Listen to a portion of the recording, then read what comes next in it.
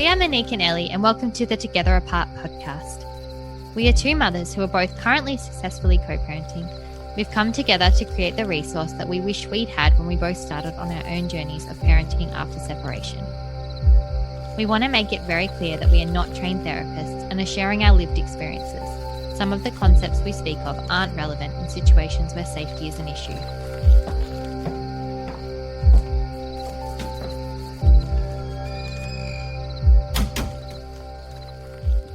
Okay, so welcome to another week of Together Apart, Parenting Together Apart. That's me and Ellie here. Hello, everybody. I decluttered today, which basically meant that I'm in the mood for that later. But I actually didn't do anything. I just pulled everything out and put it straight back in. So I'm not sure I decluttered. Did it make you feel better? Yeah, it did. No, I did good. nothing. That's what matters. I achieved nothing. I looked at my pile of get rid of stuff and I had two things in there and I was like, I feel like I want to go around the house and just like throw out random shit that we never use. Like just, I haven't read that book in 5 years, throw it out. But I have a thing for books. I can't throw books out. Yeah, books is the one thing that I would say that, and I like the messiness. Like I think when I was little, I always wanted a library. Yes. But basically my decluttering amounted to just shuffling shit around the house, making me feel like I've achieved something, even though I actually didn't achieve jack shit. But I feel like mentally that much matters. better. Yeah, I stress clean. I know I'm stressed when I start to get this urge to purge. Oh, I like change shit around. So I get really frustrated. Yeah. Charlie's like one of those people that just puts everything in one place and it fucking stays there. If I had Forever my way, till it I would dies. move my living room around every freaking 2 weeks because I'm like, ooh, what about if the TV's over there and the couch is here? And like, what if we put this over there? Oh, that's such a useful space now. Like I like to move shit around. I can't stay in like stagnant. There is something to be said about the energy of a room and how it sort of like maybe rustles it up a little bit. But you should have seen, I tried to move my bedroom around not long ago and Charlie came in. He's like, this just does not work. And I was like, I know my bedroom's one of those bedrooms that can only sit in the same position all the time. You can't move it. That's mine. That's exactly mine. And it fucks me off so bad. And I'm like looking up the feng shui. I'm like, maybe I can just put it like this. And I'm like, nah, I can't. Yeah. Steve literally walked out of his bedroom because he could obviously hear me dragging furniture around our second little living area. He's like, what are you doing? And I was like, just leave me alone. And all I did was move all the furniture on the right side to the left side and all the furniture on the left side to the right side. So I just mirrored the exact layout. New room. And I was like, ta-da. What do you think? I know you're making me want to move my other living room around, but I actually don't think there's any other option. That's the problem. Feels like his house is a bit itch. weird. Yeah, it's an itchy near scratch. My mum used to do it all the time and we'd all be like, Mom, and now I am my mother and I move shit around and people are like, why are you moving stuff around? I'm like, just because. Like it just, I don't know. It's like either that or I'm going to go dye my hair pink. All right, shall I introduce? Yes. So this week we have Charlie, my co-parent, on, and it's not really an interview style. It's more Charlie just kind of talks because he's very good at that. But we talk about why it's important, I guess, why co-parenting is important, why he thought that co-parenting the way we do was important. And there's a little bit on the respect of the mum of your child. Yeah. Ellie didn't tell him what the topic was. I didn't tell him what the topic was. I just kind of, no, but he doesn't need a topic. You'll hear him. He does not need a topic. He created his own topics. And he created his own topic and he just took it away. So I hope you enjoy it and we will, I think it's great having a guy's perspective as well. Definitely. A dad's perspective. Yeah, definitely. And yeah, especially someone coming from divorced parents as well. Yeah. And so, yeah, have a listen and any questions or anything or any other topics you'd actually like to hear from him because he's more than happy to come on more than once. Feel free to send through in an email or DM because, yeah, he's happy to jump on and we live together so we can't get away. All right, enjoy. Hello, everyone. It's Ellie. I'm sitting here with Charlie, who, if you don't know, is my co-parent and Rocky's dad. And today I think we're mainly talking about respecting the mother of your child. But oh, yeah. Yeah. Okay, cool. That's what we're going for. Yep. That's what we wanted from you. Don't worry about the father. It's fine. No. But Charlie has a very strong opinion on this. and you're quite good at talking about it. So I might just let you go wild. Right. So I wasn't pre-told about what the specifics of today, so I'll have to let my brain quickly come up with something. But yes, as Ellie said, I do have a strong opinion on the importance of respecting the mother of your child. I think we all witness through breakups, whether they be with children or not, often people can turn into enemies. And to me, it's a very strange thing to go from someone you love and you make all these promises potentially that you're going to spend your life together and you have children or whatever else, and suddenly they're your enemy. And I think that for me, that's already a very strange thing to witness. But when it comes to having children, if you want your children to grow up respecting their future partners and even having a value of being respected by their partner, how their parents behave, whether they're together or not, is going to very much determine that. And I think, like in our case, we have a young daughter, and if I treated Ellie poorly, then Rocky would grow up seeing that as normal and would be much more likely to find men who treat her poorly feel like home and feel almost comfortable and normal, whereas when she witnesses my treatment of Ellie being respectful and what else am generous and kind, just kind, in general. Yeah, all the things that I want to be for Ellie, obviously, but I also want Rocky to reject anything that is counter to the way that she's witnessed her father treat her mother.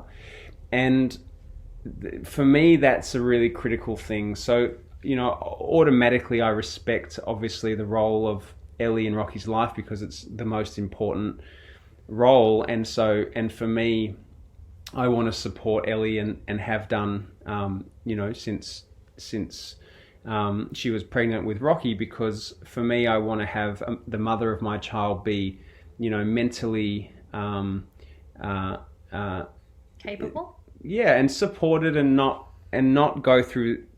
I mean, motherhood is super stressful anyway, without also having an asshole father create even more pressure through either not being nice or not being supportive enough. And so for me, for Rocky to have the best mother, she needs to be someone who has the freedom to be the mother. So that's really important to me, and it's something that I've sort of held a value of. I mean, even before I ever met Ellie, that was something, having parents who broke up when I was 1 year old, I witnessed things in a way that I probably thought could be done better, and I've tried to take that into my circumstance with Rocky.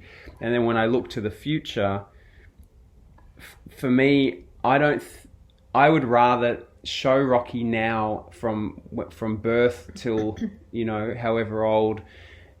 I would rather show her through demonstration what normal should be to her than at some point be trying to tell her not to date a certain guy because I don't think he's nice enough. I think that the work will already be done through what she's witnessed and through that programming she's going to have, much more than she'll listen to me later in life when I'm trying to tell her something that is actually the opposite to her programming, had I not chosen to be, to hold Ellie in such kind of high esteem and support.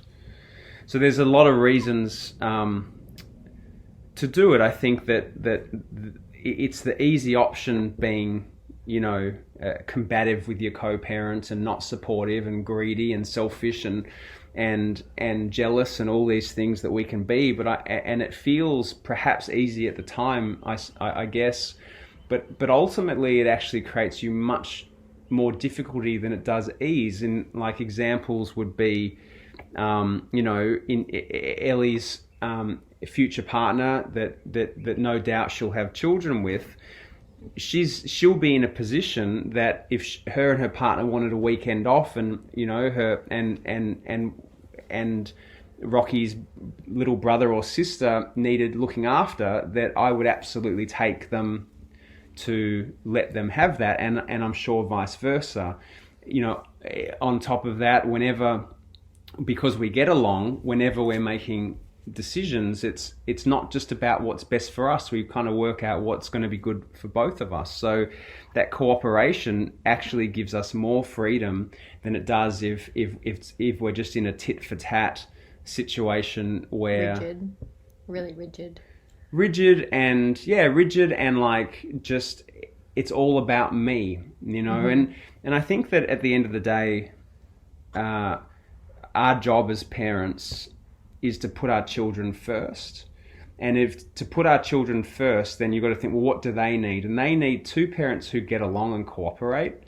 They need to witness what a good relationship looks like. It doesn't matter what happens within a bedroom, because they don't ever witness that anyway. So they only need to see their parents getting along and cooperating and being good to each other. Well, no, I think, but we've mentioned that before in the podcast too, that what children see as their parents is the first relationship they experience of how to treat people, how to have discussions, everything. I guess generally just how to treat people, and what they'll then tolerate and create patterns of in their life, and what they'll choose. Because if it's normal, I guess, and that sign of love, like if it's normal for a child to see love as yelling and abuse, and that's what they grow up with in the home, then that is what they'll choose, because it does feel comfortable and at home for them. And that's been really important to both of us, that regardless of our romantic relationship or our co-parenting relationship, Rocky sees us treating each other nicely, speaking fairly, doing nice things for one another. And even in our home now, we're able to say, Rocky, we don't treat each other like that, so we don't do that in this house, when, you know, she does 4-year-old things. Like, and I think that advice is whether you're in a relationship or not. I mean, children are going to learn. So parents staying together but treating each other poorly is not a good solution either. Whether children don't mind whether you're actually sleeping together or not. They just want to have two good parents to ultimately help them grow up with as little trauma as possible. And so co-parenting and done well is much better than parenting, you know, a couple together done poorly, because it does give them that early conditioning. But what that does, I think that when it does come to this idea that most of us are ultimately selfish, is that even if you're selfish, it's still better to have peace. So even if I think, well, what is good for me? Is it good for me to hoard all my financial resources and all my time and just let Ellie be on, you know, every man for himself? And the truth is that in the long term, it's not, because then I run the risk.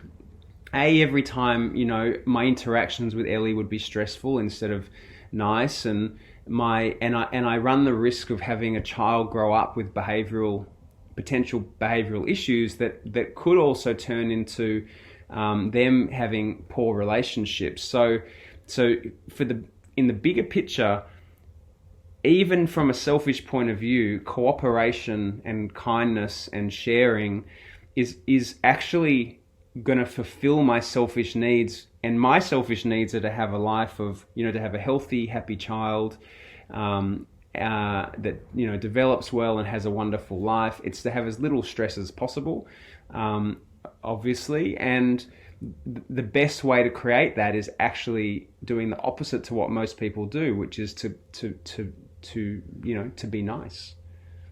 And be a team. More so focused on a team instead of two separate people raising a child. We're a team, and then, you know, when either of us bring other people into that dynamic, so Ellie, you know, has a partner, or I do, when that ultimately just grows the team, which is a good thing, you know. Yeah, so it becomes like this beautiful community. So one of the limitations people have with strong co-parenting is they're like, well, I'm not going to cope when my ex-partner is with someone else, and it's because they're viewing it in one part of what is difficult. Of course, that transition of getting used to your partner moving on can be challenging, but ultimately, if you can just get through that, which is, takes a little time to get used to potentially, and some emotion to process. Ultimately, what happens is the team grows. So now my child has, if Ellie gets a partner, then my child has me, Ellie, and the new partner to be there for her, which is wonderful. If anything ever happens to me, that person becomes in effect her father, which is going to be a super important role. Maybe not one they meant to sign up for, but one they ultimately will. And so, the more hands you have, the more good hands you have, and the more cooperation you have, the safer a child is, the more people that it has to learn from, to go to be there, at any point in their life, which is a wonderful thing. Just more people, to love it. And so if you go back to that selfish thing of, I don't want my kid to call someone else dad, or to think of someone else like that. And from my own little ego's point of view, that might feel a little painful for a minute. But when I step back and think, well, what are the benefits? And the benefits are huge. If I reverse what I said before, that if I have another child, which I may or may not, and Ellie's, got another kid, and there's Rocky that, obviously floats between us. And then the same thing in reverse happens. That Ellie's like, hey, your son or daughter can come over for the weekend, and the kids will hang out, and you can have a weekend off. And there'll be, a lot of examples of where cooperation ultimately makes both of our lives a lot better, not worse. Whereas, if we go back to when we had a baby and we were not in a relationship that was, going to eventuate into the what people would call the normal sort of white picket fence. If at that point we had started a fight and I'd said, well, I'll give you what I legally am required to, which is not very much, and good luck, and I'll take her every second weekend. What that path would look like, a mother under, not that Ellie couldn't have done it, but it would have been under enormous stress, I think, and likely, I've seen a lot of single mothers, it's not easy, enormous stress. And over the last 5 years, she wouldn't have probably been able to do much more than just be a mother. Whereas in the last 5 years, Ellie's done a degree to be a teacher, and she's been able to grow personally significantly, and hasn't been under any extra stress other than the natural challenges of being a parent. And ultimately then what that does from my point of view is gives Rocky an incredible role model of not just a mother, but also a mother that's been able to grow and learn and be educated, and then that'll turn into a career. And these are all things that I would like my daughter to witness as a mother, not a mother that's just struggling just to make it through every day. So again, if my aim is for me to be happy and all the things that I love being, and stress-free and as best I can be, and I want a child who turns into someone that I'm really, I'm going to be proud of whatever, but like that I'm really proud of the job we've done. I think that this it does start with this respect going both ways, and how can I support your life as best as possible, and then what can you do to support mine, and when we work as a team, it ultimately for us, and I think it's obvious when you really think about, has created a much easier situation than the alternate. It also makes interactions and stuff a lot easier. Like I can't imagine, because we're 4 years down of co-parenting, Rocky's 5 in September. So big. And then you were pregnant for 9 months. Yeah. So, but co-parenting wise, we're like 4 years in, and I can't imagine doing all these interactions with bitterness and hate, and how hard and stressful that would be constantly for both of us. Just taking things and going from an ego place, like it would just be so stressful all the time. Imagine having a daily interaction or a weekly interaction that's always stressful. Just difficult and mean and bitter, and it's already hard enough having children, and it's a job that whenever anyone's doing it, we really, we're learning as we go. All parents are, and unfortunately sometimes we've even been taught bad habits from our parents and they were taught them from theirs. So not only are we learning as we go, we're sometimes having to undo our own beliefs, and there's a lot to handle, let alone on top of that then being in a battle with the person that you're meant is literally your teammate, regardless of whether you're acting like it or not. I mean, you have a thing, your child or children, and you, regardless of your bitterness at each other, have to look after this child. And it's like clearly going to be easier if you communicate a cooperative, caring about each other and the child. Is always going to be easier. There's no example, it's like if we planted a seed in the backyard to grow a tree, and we need to make sure that tree has the right amount of water and fertilizer and all these things, and we talk about it and go, well, I'll water the tree today, you water it in 3 days, fertilizer goes on every whatever, you got to prune it, all these things. And so we're talking, so we're doing everything as the tree needs.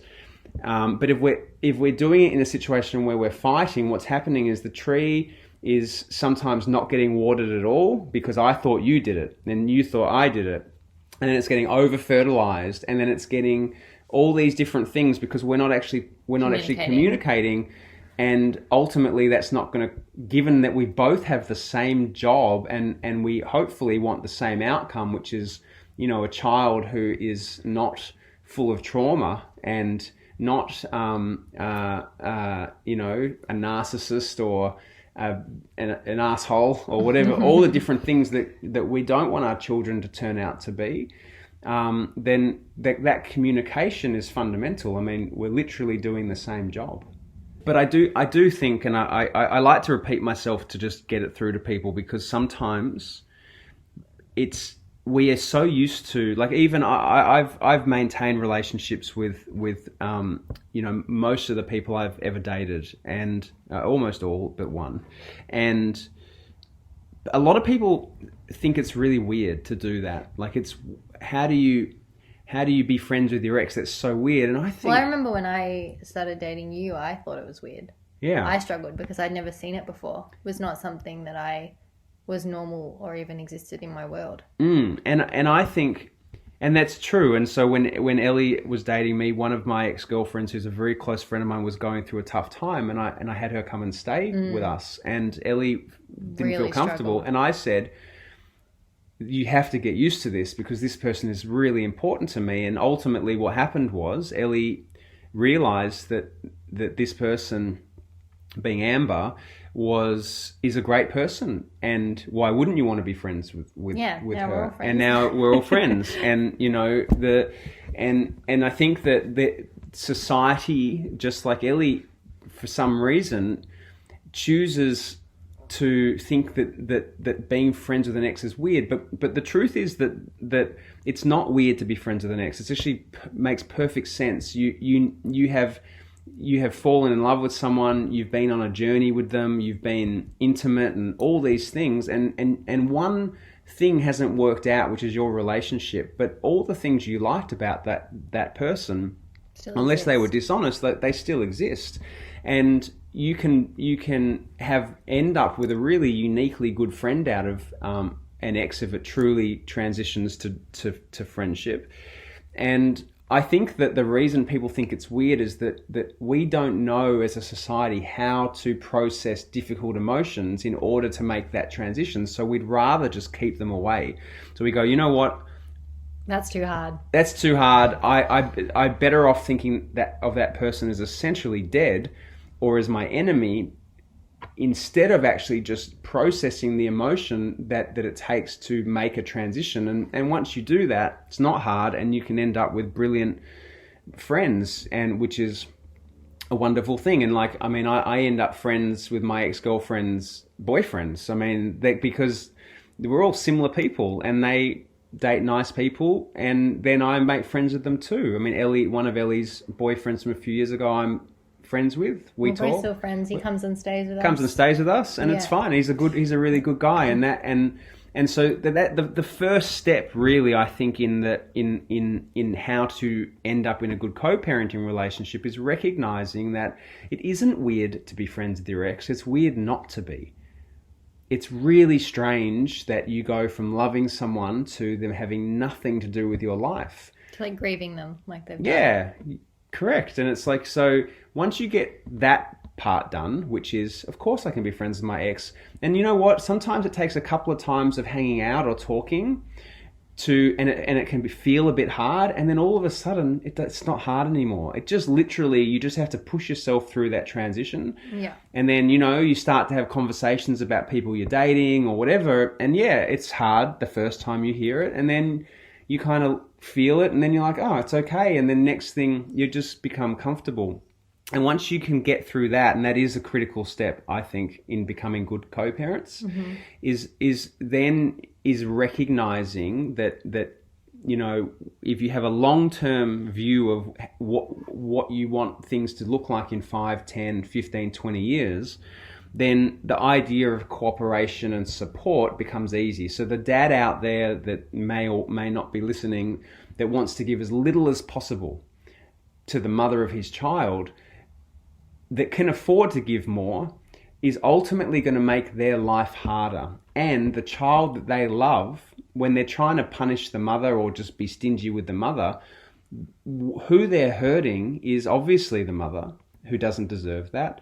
But what they're definitely hurting is the child who's learning from that behavior, is seeing what's normal: a mother stressed and under pressure, a dad who's not generous and supportive, and then either the young boy learns from that and is not a great partner to his future partners, or the young girl learns that and can date the wrong people. It can go that way, or the father ends up with not a really strong relationship with his child, there's so many different outcomes that can come from it. But really, if you're going to give your child the best chance, you want to show them.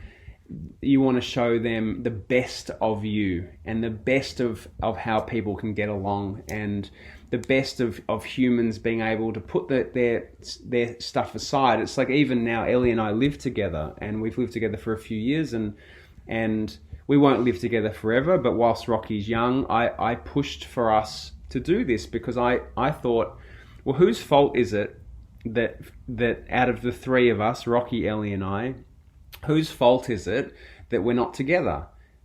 There's only one person that is not at fault, and that's Rocky. And why should she be the one then to pack her little bag and be moving from house to house every week or every weekend or every whatever your arrangement is? And I'm not saying, I know that not everyone can do what we're doing, so I'm not saying it's a must. But in our case, this is just an example of going, what is in the best interest of our child in the long term? And yes, it does affect us. It makes it a bit harder to date. Not that we mind each other dating, but of course it makes it that bit harder because we're not getting space from our child. So we have to leave the house to have space. Yeah, we've got to leave the house to have space. But that's only because you don't want to be bringing home people in front of your child. So it's not, other than that, it's not an issue. So there's one thing that's a bit harder for us, but there's 1,000 things that are easier, is the truth. But for us, but the most important thing is Rocky. If someone asked Rocky today, are your parents not together? She wouldn't even know what that means, I don't think. She knows we don't sleep in the same room, but that's all she knows. I don't think that she would have any concept that there's anything different going on, so she would just say, well, I don't know, they're always there. They live together, they do stuff together, and the only difference between her upbringing currently and another child is that their parents would likely sleep in the same room, and that is it. But what we have that may be beyond a lot of different couples is that Rocky has a lot of peace around her. Very few times ever really have Ellie and I got anything that resembled heated in a conversation. So for me, if I was Rocky in choosing, I'd rather have the parents that get along. They don't have to sleep in the same room. I mean, I think Rocky likes it because she sleeps with Ellie most of the time and me sometimes, and I don't think she's disappointed, to be honest. And so, again, for us, it's like at the end of the day, what is the most important thing? And it is Rocky and her needs.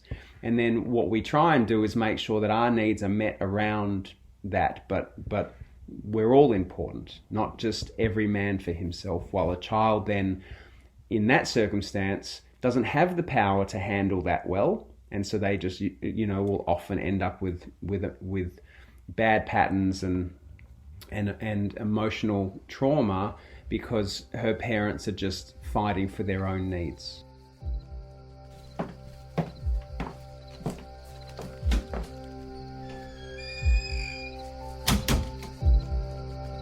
Thanks for being part of the co-parenting movement. We are so grateful to have you here. If you've enjoyed today's episode, please head over to iTunes and give us a 5-star review and subscribe. If you know any friends or family going through a separation with children, please pass this on so we can reach as many people as possible. Follow @ParentingTogetherApart on Instagram, and we look forward to seeing you next time.